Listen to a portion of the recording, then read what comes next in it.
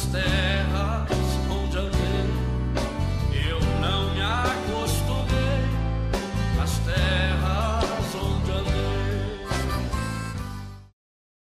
Efésios 14, 17.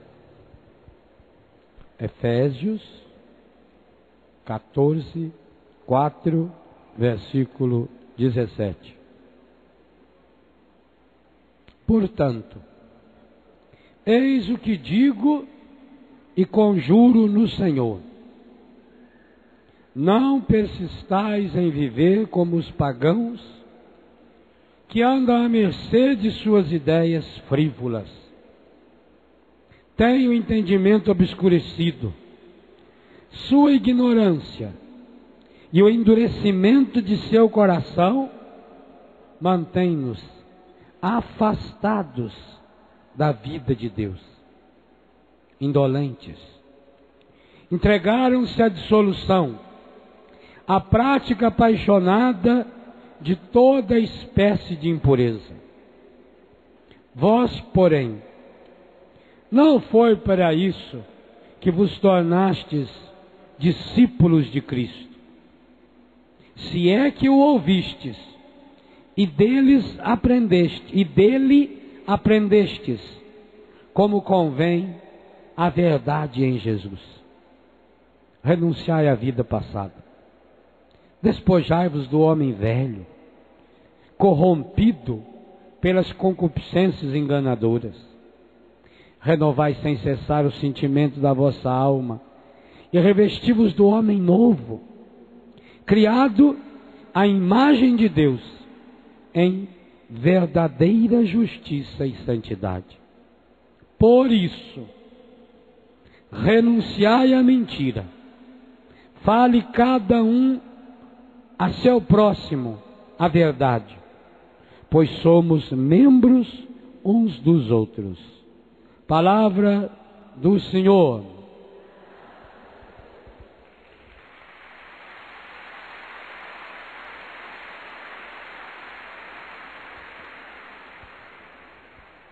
Quase no início dessa tarde da segunda-feira de Carnaval, repassando os mandamentos, como a missa de hoje vai nos lembrar o texto que eu li ontem, quando aquele moço pergunta: o que fazer para ser feliz?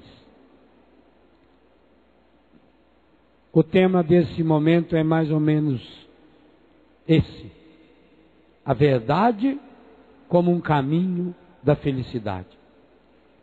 O 8º mandamento diz: não levanteis falso testemunho. E é interessante que a palavra que mais se repete no catecismo, quando trata-se desse mandamento, é a palavra verdade. Aliás, é uma riqueza espetacular de citações bíblicas. O nosso Deus é o Deus da verdade. A verdade de Deus, ela nos liberta. Jesus disse isso explicitamente: conhecereis a verdade, e a verdade vos libertará. A verdade para nós tem nome. A verdade é Jesus. É isso que Jesus falou no tribunal para Pilatos: eu sou a verdade. É isso que Jesus falou para os discípulos no capítulo 14, versículo 6 de São João: eu sou o caminho, a verdade e a vida. Se nós queremos de fato viver como discípulos de Jesus, é preciso estabelecer em nós a verdade de Jesus. Não é fácil, porque desde pequenos nós somos treinados para o fingimento, para a mentira. Porque como nós somos limitados, você é e eu sou, a gente tenta esconder, até por causa da hipocrisia da sociedade. Nós temos medo de mostrar quem nós somos. Por quê?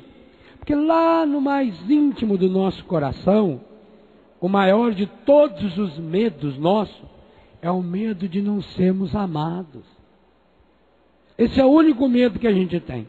Medo de não ser amado.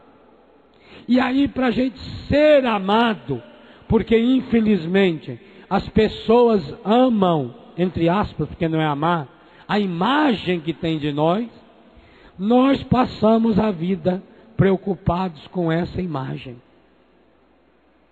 Aqui relaciona-se o sacramento da reconciliação.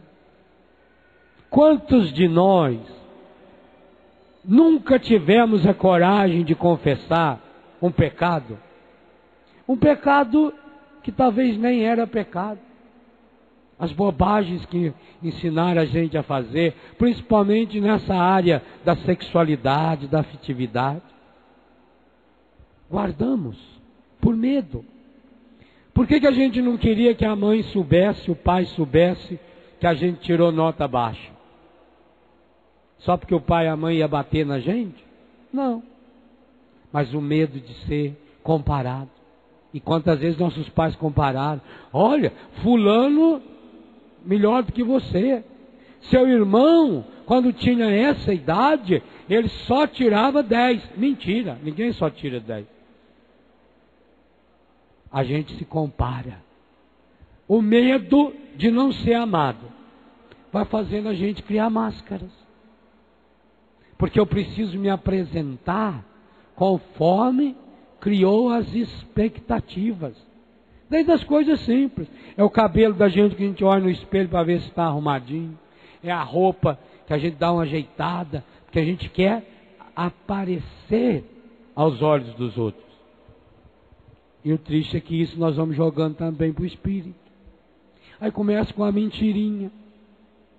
Aliás, eu digo aos meus filhos lá de Betânia, quem conseguir libertar-se da mentira, esse estará livre de toda e qualquer droga. Tenta achar um pecado que não esteja braço dado com a mentira. Adultério, mentira. Aliás, a própria palavra adúltero, adulteragem significa mentira. Roubo, mentira. Droga, mentira. As pequenas mentirinhas que às vezes o pai e a mãe ensinam a criança. Ô mãe, tem um homem no telefone que quer falar com a senhora. Diz que eu não estou. Mas eu estou vendo a senhora aí, mãe. Então diga, completa a frase. Diga que eu não estou para ele. Aí é verdade. Mãe, fulano falou isso.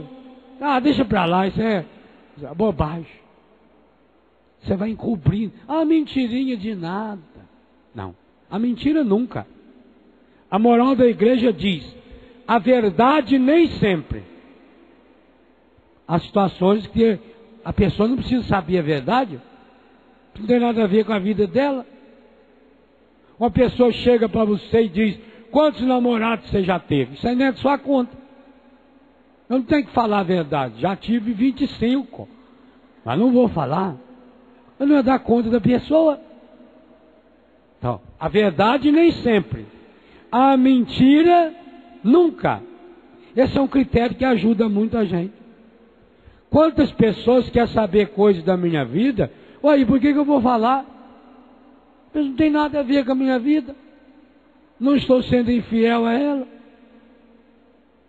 Porque também tem uma coisa importante. Esse espírito de curiosidade. Para saber as coisas da vida dos outros. Para quê?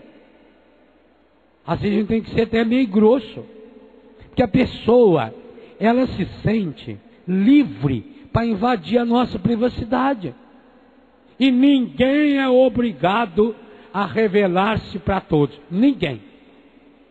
Aliás, o espírito desse mandamento é exatamente para proteger a dignidade da pessoa.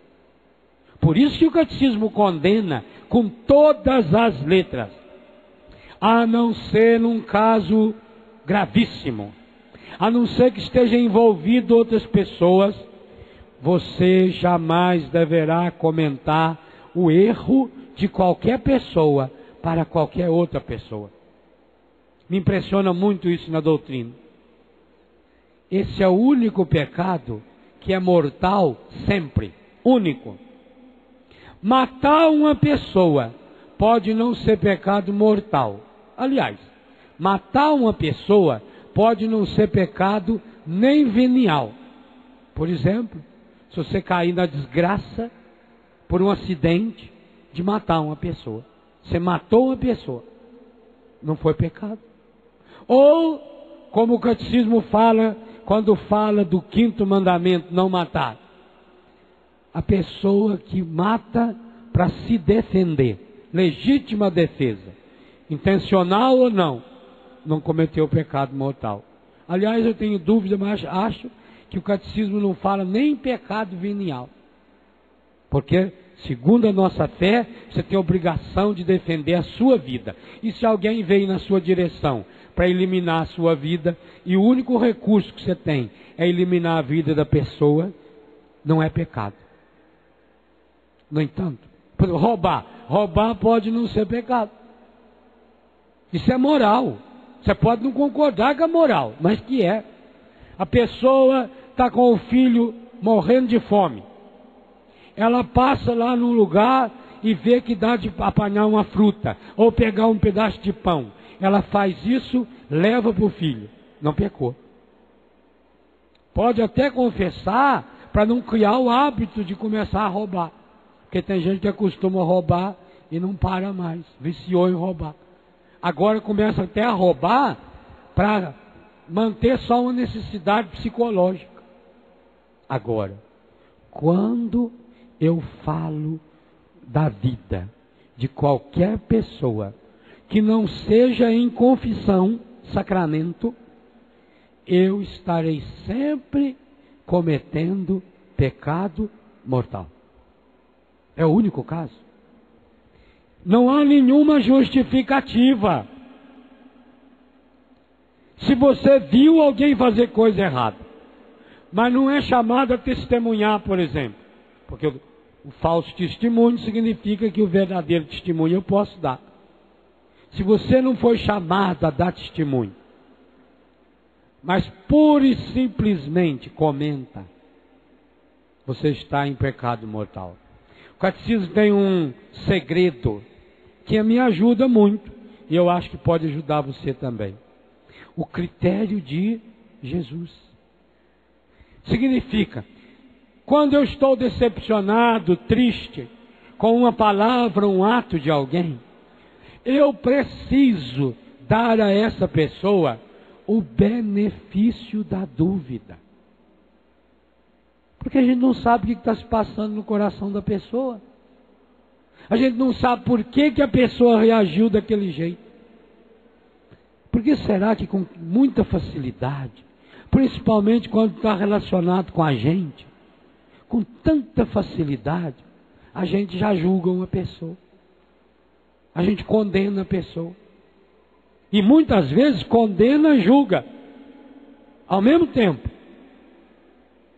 E depois a gente olha para a pessoa e não vê o benefício da dúvida. Oh meu Deus, o que será que está passando com essa pessoa?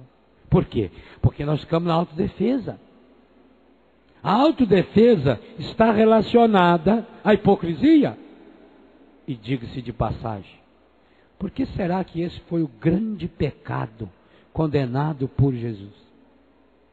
Eu escrevi um dos meus livros, o livro inteiro é sobre esse tema, chamado Corações Curados. Que eu sempre ficava com a pulga atrás da orelha. Por que Jesus foi tão duro com os fariseus? Eles eram gente boa. Eles não faziam mal para ninguém, não. Eles rezavam várias vezes no dia. Eles pagavam o dízimo, pagavam e paga, até do hortelã, até hoje. Eles sabiam a Bíblia de cor. Eles cumpriam cada vírgula da lei.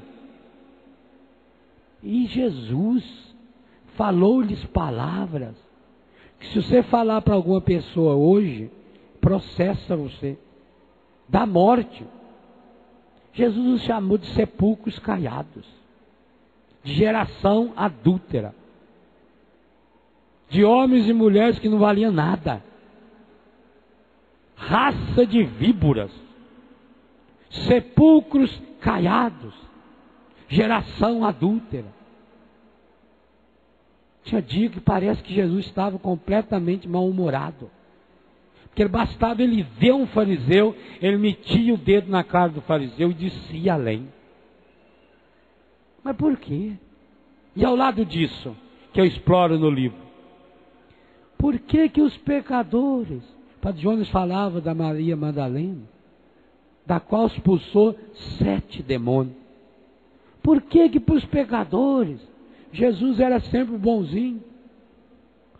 Eu já ouvi gente dizendo que não aceita esse negócio de opção pelos pobres e de proteger marginal.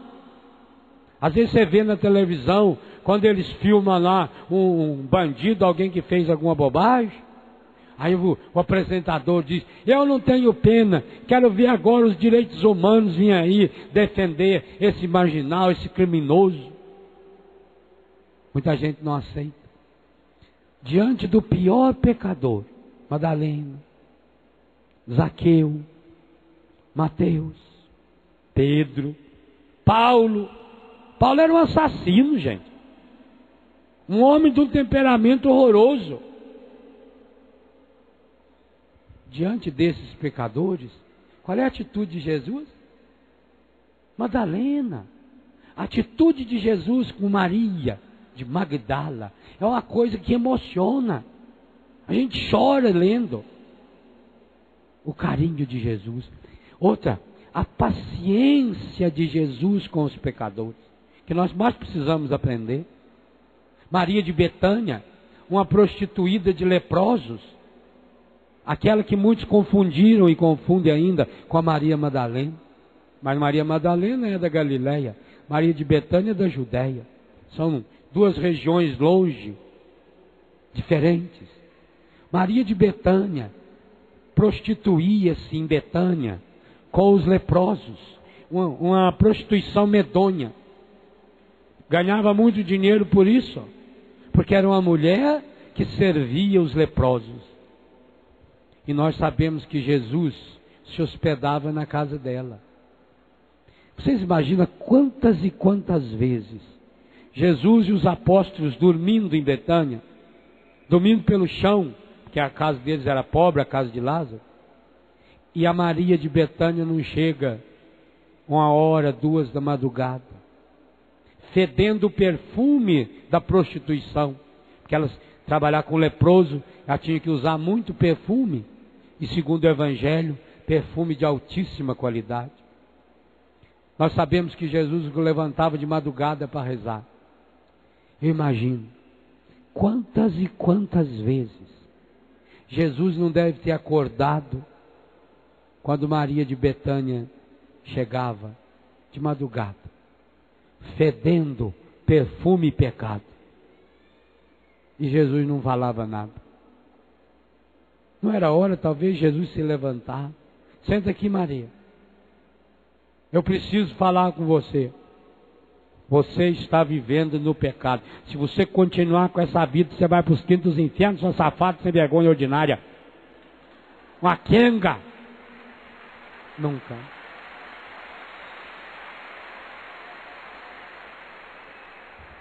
Ah, mas quem está errado você tem que corrigir. Que jeito? Jesus ensina que o jeito mais espetacular de corrigir é não condenando a pessoa. Maria de Betânia chegava, passava. Jesus deve ter sentido muita dor no coração e rezado ao Pai. Por que ele saía de madrugada e ia rezar? Rezar para isso. Até Jesus, isso é uma coisa que daria de fazer uma meditação bonita. Até Jesus intercedia pelos seus discípulos. O ministério de intercessão é um dos mais espetaculares e principalmente que pai e mãe podem fazer pelo seu filho. Pois Jesus subiu a montanha e ia rezar, pedindo pelos seus discípulos? Ele disse para Pedro: eu rezei, porque Satanás queria peneirar você, eu intercedi por você. Quantas vezes Jesus deve ter intercedido por Maria de Betânia? Pai, ajude Maria a sair dessa. Ajude Maria a sair da prostituição, Pai. Mas Maria não saía da prostituição. Aliás, João 12, o jantar em Betânia, texto que nós rezamos todo ano, na segunda-feira santa, conta-nos que somente 6 dias antes da Páscoa é que Maria se converteu. Já tinha ressuscitado Lázaro, ela já tinha sentado-se aos pés do mestre, mas não converteu-se. Só 6 dias depois. Talvez ela até estava no processo. Eu acredito nisso. Quando Lucas 10 conta que Maria de Betânia estava lá prestando atenção na palavra de Jesus, com certeza o seu coração abrasou. Com certeza ouvindo Jesus.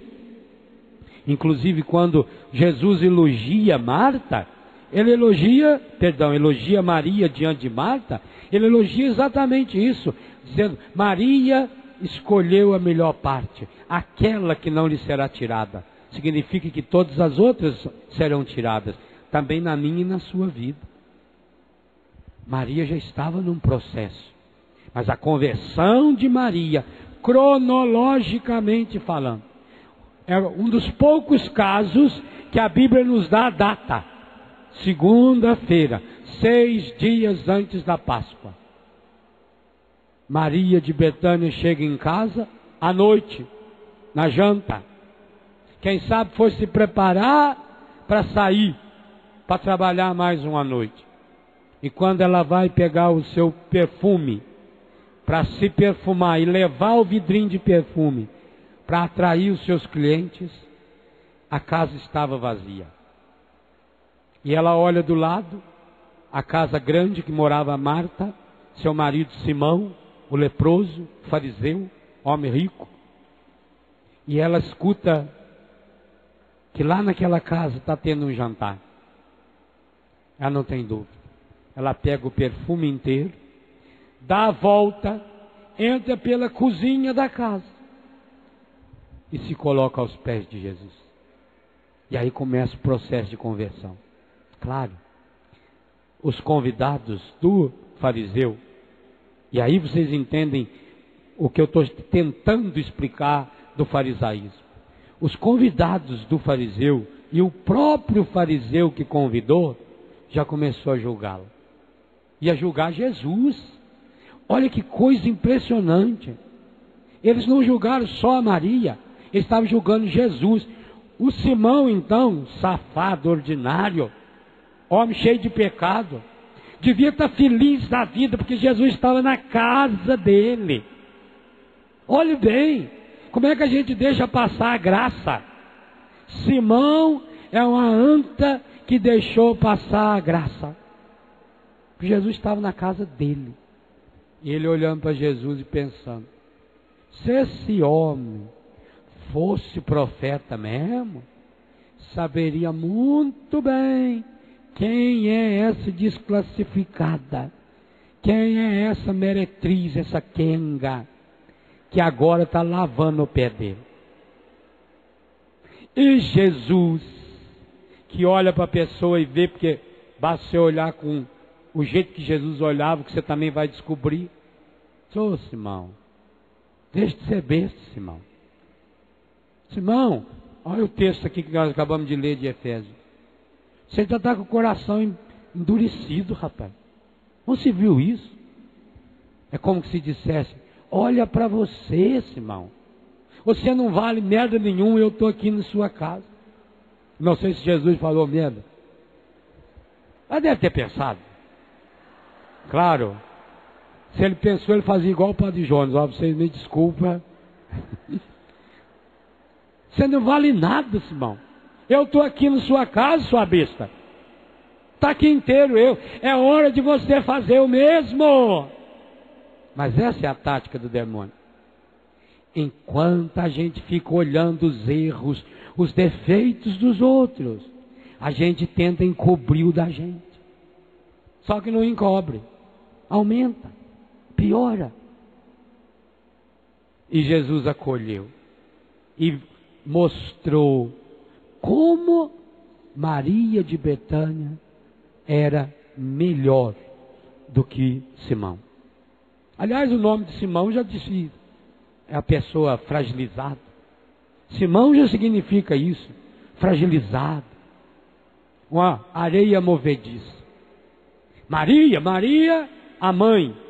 Cada vez que Jesus falava, e o Padre Jonas falou isso hoje de manhã, a entonação que Jesus dava ao nome Maria é espetacular. O outro é Simão, nome igual ao de Pedro, também fraco, mas que teve a coragem de se transformar em Pedro. Simão, o leproso. Jesus não deveria nem ir na casa dele, porque ele era leproso, além de ser fariseu. Mas quando nós ficamos olhando para os defeitos dos outros, é isso que acontece conosco. A gente não olha os da gente. Aqui Jesus está do meu lado. Eu tenho a grande chance de falar: Senhor, eu sou um pecador. Tenha misericórdia de mim, Senhor. Eu não valho nada, Senhor. Eu venho a vida inteira tentando esconder os meus problemas. Mas esse é o grande pecado do fariseu. Além de não se arrepender, ele fica olhando os erros dos outros. Ô meu irmão, seja honesto com você. Aqui ninguém está filmando a sua cabeça. Você pode pensar livremente. Não é essa a sua maior dificuldade? Pensar mal dos outros, julgar as pessoas. Quantos amigos que você não tem mais? Separou, brigou. Por quê? Porque não aceitou a atitude da pessoa. Padre, eu era muito amigo dele. Eu era muito amiga dela, padre. Padre, eu tirava da minha boca para dar para ele. Fiz o possível e impossível, padre. Aí aconteceu um dia, ela falou de mim, ele falou de mim. Ah, me perdoa, padre. Deus quer que a gente seja bom, mas a gente não pode ser bobo também. Eu não consegui mais. Rompi a amizade. Fala a verdade para o senhor, eu até mudei de igreja. Eu não vou mais lá naquela paróquia, porque foi o padre que me ofendeu. É uma mulher, padre. É uma mulher que não vale nada. Ela é ministra da Eucaristia. Eu não posso nem ver, padre, porque aquilo me irrita. Quando eu vejo ela com aquele jalequinho subindo para o altar. Ah, meu Deus. Eu sei que essa velha não vale nada. Me decepcionei. Aí mudei de comunidade. Agora sim. Agora eu conheci uma turma jóia. Umas pessoas bacanas, gente santa, gente que não despreza a gente. Até quando? Até se decepcionar com ela de novo. E vai se decepcionar. E o que você não sabe, talvez, é que aquela pessoa está dando graças a Deus. Louvado seja o Senhor. Tem pessoa chata demais. Tem gente que tem o dom de ser chato. Normalmente quem julga o outro é assim. Porque aí precisa espalhar os erros do outro para ver se todo mundo me dá razão. Olha o esquema que o demônio faz. Por que nós não podemos levantar falso testemunho? Porque na hora que você vai justificar, você sempre exagera, sempre aumenta, vai ampliando. E você passa a viver na mentira. Oh, meu Deus do céu. Quem gosta de mim, que gosta de mim. Com as minhas qualidades, e eu tenho muitas, você também. Se fosse para botar numa balança, 99% do seu peso é qualidade. Não tenha dúvida disso. Ah, e tem uns aí que estão dando risada de alegria, né? Bem pesado. Mas, Eu já estou com quase 100 quilos de qualidade. Não tenha dúvida. O criminoso mais hediondo desse mundo, 99%, no mínimo, é coisa boa. Ou eu acredito nisso, ou eu não acredito que Deus tenha criado você. O demônio não cria nada, nada, nada, nada, nada. A obra mais imperfeita, o demônio não pode criar. Eu já tinha feito um estudo aqui, eu já contei também na televisão. Eu tinha uma leve desconfiança de que o pernilongo foi criado pelo demônio. Durante muitos anos eu fiz um estudo sobre esse tema. Porque é um bicho mais medonho da face da terra. Ele não tem utilidade nenhuma, a não ser picar a gente.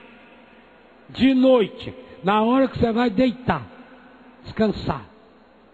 E ele é tão medonho que além de sugar a gente, ele avisa que está sugando.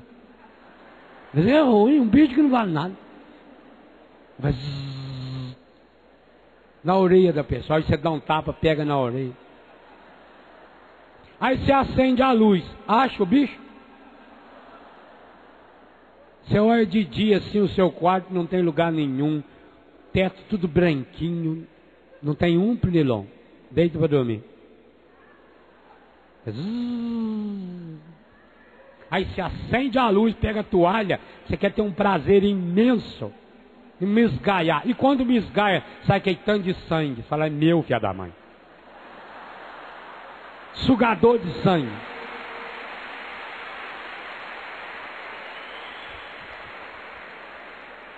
Bicho medonho. Eu pensava, esse bicho foi criado pelo demônio. Mas aí entrava em conflito com a teologia. Demônio não cria nada. Aí eu cheguei a uma descoberta que ainda quero comunicar ao Papa o ano que vem, quando ele vier celebrar aqui na Canção Nova. Eu hoje estou celebrando com ele. Também, se eles não deixarem eu ficar aqui em cima com o Papa, nunca mais eu volto aqui, vocês vão ver. Eu quero até com o Papa. Eu então cheguei à conclusão de que o encardido não criou o demônio. Perdão, que o encardido não criou o pernilongo, só adotou. O pernilongo é filho adotivo, foi criado pelo demônio. É o que o demônio tenta fazer comigo e com você. É claro que quando Deus criou os animais, o pernilongo tinha que ter alguma função que prestasse. Com certeza tinha. Eu não sei qual. Nem que seja para alimentar a lagartixa. Lagartixa gosta de comer pernilongo. Para alguma coisa ele serve. Mas como ele foi treinado pelo encardido, hoje parece que ele só serve para atazanar a vida da gente. Ô meu irmão, talvez, Deus o leve o guarde, talvez você está sendo também treinado pelo encardido. E por isso você se tornou mais chato do que pernilongo, que só suga os outros, suga a alegria. Tem gente que é um pernilongo da alegria. Chega numa pessoa, como é que você está? Eu estou bom. Aí a pessoa começa a sugar a alegria da pessoa. Tem gente que suga a paz. Aonde chega, fica um rastro, a marca do sangue. Suga a paz, suga a alegria, suga o entusiasmo, suga a fé. É gente que chupa, porque quer para si. Acontece que não tem a capacidade de reter. Imagina, um pernilongo que chegasse aqui no meu braço e sugasse o sangue, com algumas gotas do meu sangue, ele estaria alimentado. Mas acontece que a pessoa, pernilongo, que entra nesse caminho, que entra na falsidade, ela nunca está saciada. Nunca. Ela quer sempre mais. Nós vamos falar sobre isso amanhã, da cobiça. Mais. Nunca está satisfeita. Nunca preenche os seus vazios. É o que vai acontecendo conosco. Quando a gente entra nesse caminho da falsidade, quando a gente entra no caminho da mentira, você não consegue mais se recuperar. Eu dizia, um jovem que usa droga, o que sustenta a droga dele é a mentira. Inclusive ele sabe disso. Eles falam, quando a pessoa diz alguma coisa que ele já desconfia, fala, isso aí é 171. 171 é o Código Civil brasileiro lá, aonde mostra a pessoa que, bom de conversa. A pessoa que sabe enrolar os outros. Sabe não, pensa que enrola. A pessoa que ele vai se tornando especialista. Gente, a mentira é um pecado tão grave, tão medonho. Por isso está aí nos mandamentos. Porque a pessoa com o tempo passa a acreditar na mentira. Passa. Eu tive um caso, quando eu entrei no seminário, de um rapaz, e a gente tinha muita pena dele. Esse rapaz teve uma enfermidade na bexiga, não sei aonde. Teve que fazer uma cirurgia delicada, séria. Era um bom rapaz.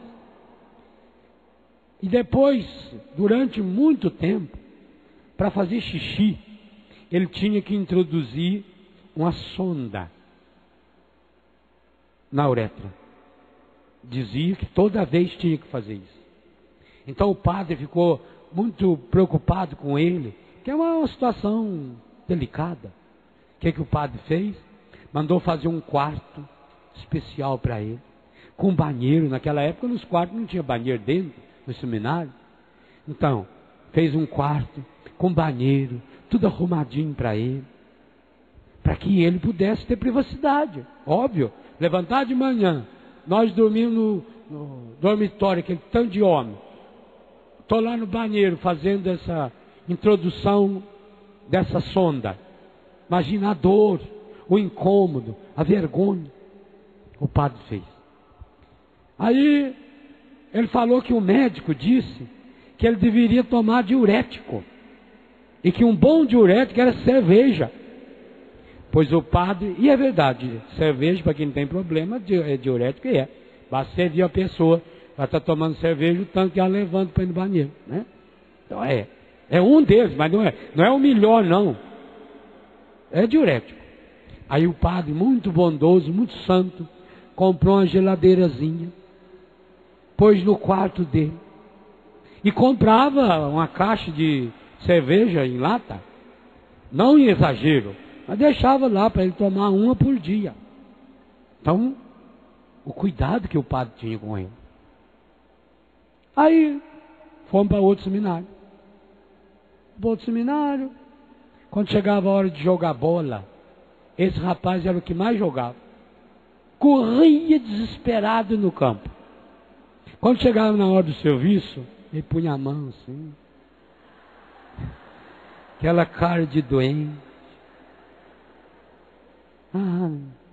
Minha urina está presa, preciso tomar um pouco de cerveja. E a gente falava, doença boa, né?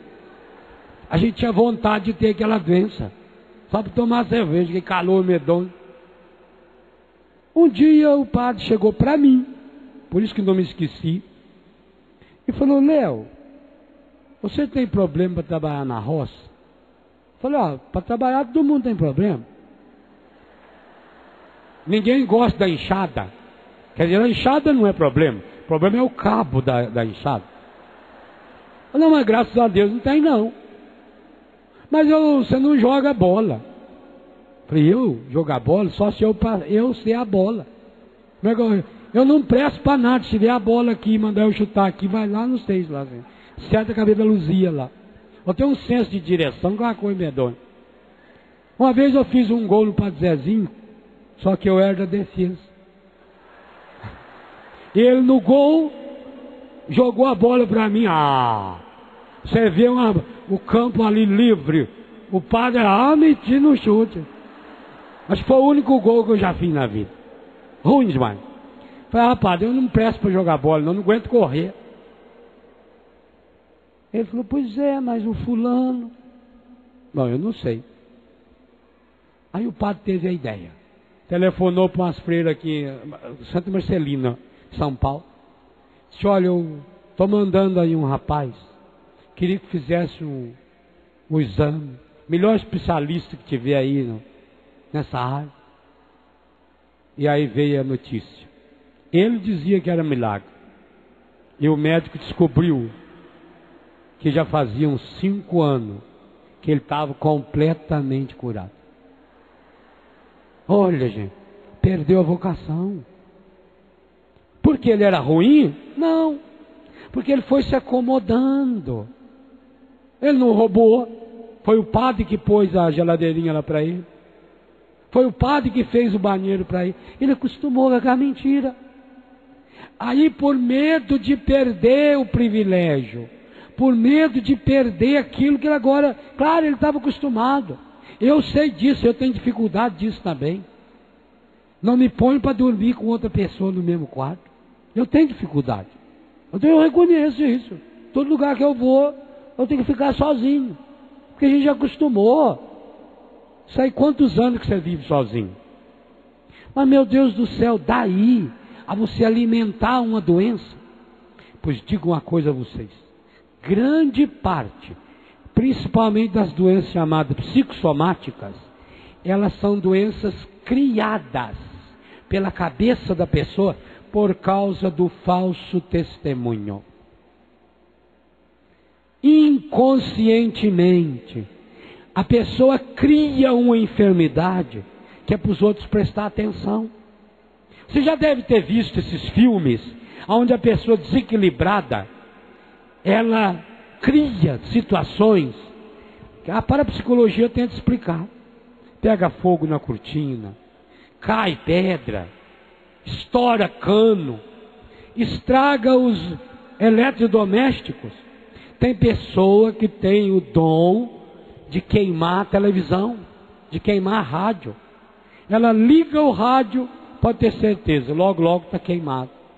Por quê? Está querendo chamar a atenção sobre si mesma. A mesma coisa acontece com a doença. Porque tem pessoas que não saram nunca da doença. É dor na perna, aí trata da perna, vem para a coluna, aí é a bursite, aí é o problema nas costas, aí é o estômago. Como é que você está? Ah, estou mais ou menos. Tem sofrido muito. Nossa, mãe. Eu vou falar a verdade, eu sofro desde criança. Parece que é uma sina. É sua. Então a pessoa quer chamar atenção. Querendo chamar atenção, ela dá essa ordem para o inconsciente. E o inconsciente se encarrega. E aí? E o catecismo aborda isso. Como nós vivemos na sociedade da mentira. Onde tudo é falso. Tudo. Quer ver? O lugar por excelência da falsidade. Televisão. Na televisão tudo é falso. E você sabe disso. Porque você vem aqui na Canção Nova, você vê que nós estamos tentando produzir uma televisão de verdade. Mas você vê, quando alguém vem aqui, tira esse microfone e põe para lá, porque está aparecendo na câmera, no meio da minha cara, que ninguém está vendo. Viu? Então você tem que tomar cuidados. Por exemplo, o que se gasta na televisão do mundo para fazer maquiagem. O rapaz estava com a luz acesa aqui, eu pedi para desligar. Porque a minha cara aqui, eu fico com tontura com a luz na cara da gente. Parece que a gente está ficando cego. Mas na televisão você tem que pensar. Eles fazem maquiagem. Eu, graças a Deus, não faço, e aqui na Canção Nova a maior parte não usa. Maquiagem, a não ser as mulheres, né? Mulher fora da televisão já vive maquiada, imagina dentro da televisão, então. Tem artista que tem contrato, só pode me filmar do lado direito. Não aceito que filme a minha orelha esquerda, porque ela quase já está voando. Em nome. Por isso que quando você vê no aeroporto, na rua, um artista, você olha e fala, nossa, diferente. parecia mais gordo, magro, parecia mais alto. Eu imaginava que o senhor era grandão. Meu filho, filma de baixo, aí você fica enorme, né? Fica aparente. E outra, a gente tem que preocupar com a roupa. Usa uma roupa de lista assim, você fica que é um sapo, né? Um chimbotão. Então, essa preocupação, não porque você tem vaidade, não, para mostrar uma imagem boa. Como o mundo é especialista na falsidade, na mentira, a gente acaba alimentando-se da falsidade. Eu digo uma coisa a você, e você deve ter percebido, como nós precisamos combater. Por isso está escrito aí. Por isso, renunciai à vida passada. Por isso, renunciai à mentira. Não é para isso que você se tornou discípulo de Jesus. Ah, que maravilha! Se cada um de nós, nesse acampamento, no carnaval, você já viu como o carnaval é a festa da falsidade? Homem vestido de mulher, a enganação, as falsas doutrinas mergulhadas nas fantasias, como eu falei ontem, a fortuna que se gasta para criar falsa alegria. O falso testemunho tem a ver com a falsa alegria, a alegria da bebida, a alegria da droga. Meus irmãos, quantos milhares de pessoas vão se tornar viciadas nesse carnaval? Eu hoje tenho, não sei, talvez o dobro de pedido para acolher na minha casa do que eu tenho capacidade de acolher. Como seria bom se eu tivesse dinheiro para ampliar as casas, para fazer novas casas. Qual é a causa dessa droga? É essa festa. Começa com a bebida. Aliás, eu penso que nós precisamos criar isso que o Padre Jonas criou há 20 e tantos anos atrás. O Eugênio era magrelinho ainda lá em Cruzeiro. Já cantava bem, mas não tinha essa ressonância magnética que ele tem hoje na voz, né? Quando o padre começou, ali tinha uma grande inspiração. E eu penso que nós precisamos multiplicar essa inspiração. Porque há momentos do calendário em que são momentos especiais que o demônio usa para afundar as pessoas. Carnaval. Essa é uma época, pois eu não falei ontem, que o governo distribuiu 25 milhões de preservativos. Nos aeroportos, tem um diácono que vem nos visitar, ele é de Israel. Quando ele chegou no Brasil, a primeira coisa que entregaram a ele no aeroporto, dando as boas-vindas, é um punhado de camisinha. Ele falou ontem para nós. Pensa a vergonha. Quando a gente chega no país dele, em Israel, a primeira coisa que eles nos dão é uma flor, para dizer, seja bem-vindo à Terra Santa. Aí ele vem visitar o Brasil. Maior país católico do mundo, o que ele recebe? Um pacotinho de camisinha. Pensa. Então, carnaval é uma época forte de fingimento, de mentira, de sexo, de droga. Mas não é só carnaval, não. Uma festa, por exemplo, que está contaminando muita gente. O Natal. Nascimento de Jesus. Ressurreição de Jesus, que o carnaval começa a preparar. Páscoa. Natal. Esses feriados, e a maior parte deles são feriados religiosos, que se prolongam. Corpus Christi. Que pena. Quanto jovem se prostituindo nessas datas. Por causa da mentira. Então vai ter o feriado de Corpus Christi. Emenda.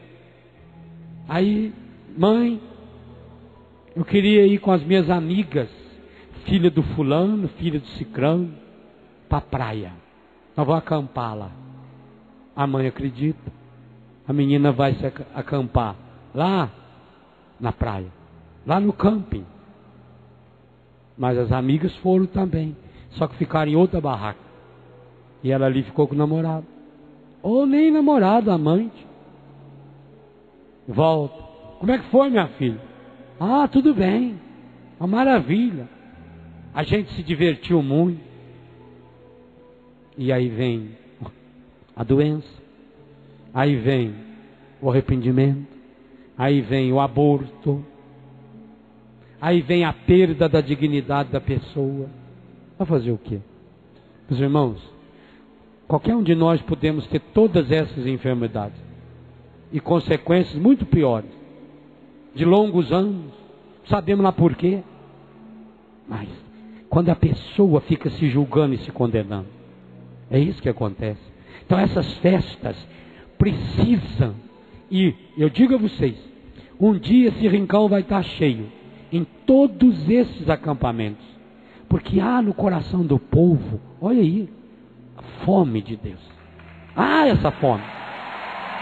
Há esse desejo. Nossos jovens querem Deus. Me contaram que anteontem, ontem à noite, foi uma beleza, uma maravilha. Os jovens dançando, aqui no show, lá em cima, logo no final da missa ontem. O jovem quer se divertir. E deve se divertir. E tem que deixar o jovem se divertir. Mas de um jeito santo. Sem as meninas precisar ficar com a bunda de fora.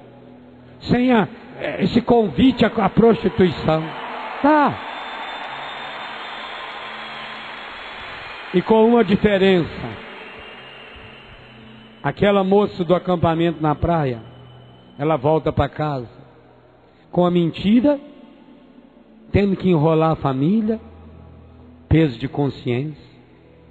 Como é que ela volta? Triste, desanimada. E você?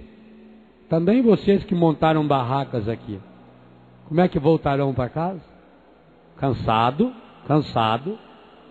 Foi, claro, não come direito, tem que se deslocar para ir no banheiro, machucado, fica doente, volta cansado, esbaforido. Mas entra dentro daquele ônibus, o coração está cheio de paz. Por quê? Porque você está na verdade. Ajuda-nos, Senhor. Ajuda-nos a viver na verdade. Ajuda-nos, Senhor, a viver essa verdade que liberta. Eu renuncio, Senhor, a tudo aquilo que for falso na minha vida. A tudo aquilo que for falso na minha história, eu renuncio, Senhor. Eu renuncio, Senhor, todo falso testemunho que eu já proclamei, já falei, até inconscientemente. Eu renuncio, Senhor, toda mentira que eu estiver vivendo hoje, até mesmo em consequência de boas intenções, Senhor. Eu renuncio. Eu renuncio ao demônio, autor e princípio do pecado. Eu renuncio ao ódio e tudo aquilo que nos desune. Eu renuncio toda a mentira a respeito das pessoas. E proclamo, Tu és o meu Senhor. A verdade, a vida que eu tanto necessito, que eu preciso e que hoje eu me comprometo. Custe o que custar, Senhor. Eu quero viver na verdade. Amém, Senhor. E todos digam amém. Amém. Assim seja. Assim seja. Amém.